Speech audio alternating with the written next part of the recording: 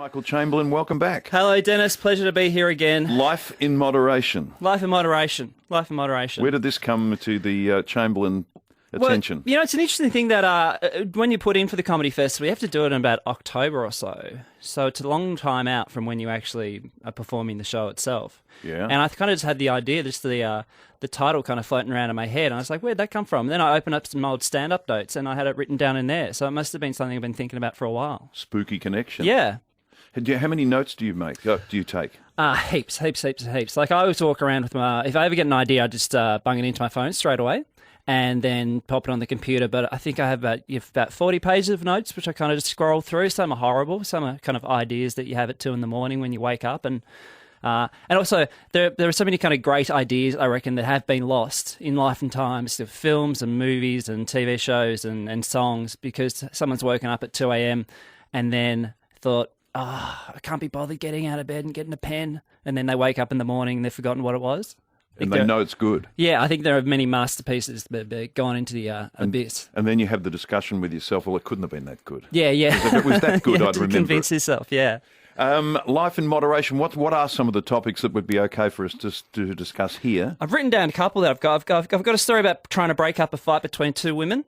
Mm-hmm. I'm sure you've done that very often, haven't you, Dennis? No, but I was witness to one. How can I tell this story? Here we go. Name names. It was in Coburg. It was around Christmas, and there was a man who was going to be pretending that he was Santa, pretending only. And I was trying to think of the G-rated version. Man had been a naughty boy. Oh, okay. And had girl intent, and man's wife arrived on the scene. That doesn't sound. And there was a big fight in the dust at the back of a Carols by Candlelight. Oh, really? Yeah. Out the back. Holy goal.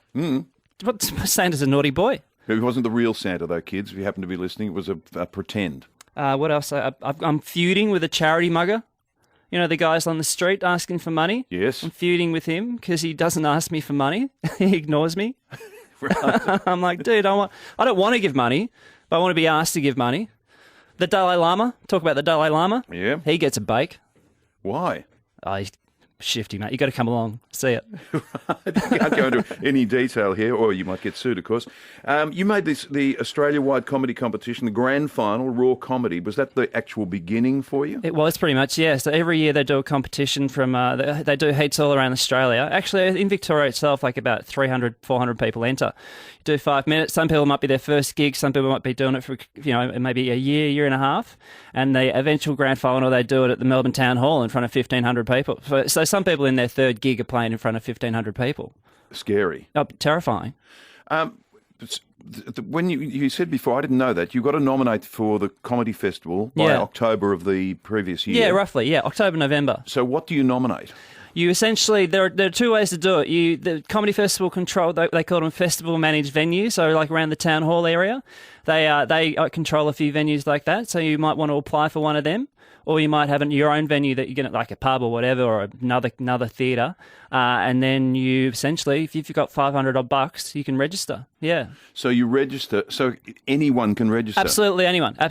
Some festivals are curated. They kind of pick who they want to be in there. But the Comedy Festival, heck, they'll probably be up to about 400 shows this year. Like, it's absolutely massive. Absolutely massive. But there would be people. Is there any sort of audition process? No. Dennis, you could do one next year. You and me, we'll do a show together. I'm not afraid of getting on a stage, but I'm just imagining people who believe they're funny. Oh, I mean, we all begin like that too. I mean, most comedians, I reckon, kind of just watch stand-up and kind of think, oh, I could do that. That's almost how I got into it. I saw friends do it. I was like, oh, I could do that. And now you weren't in the audience laughing. You were going, I can do that. And now, 15 years later, I'm stuck. I've got no discernible skills. Rubbish.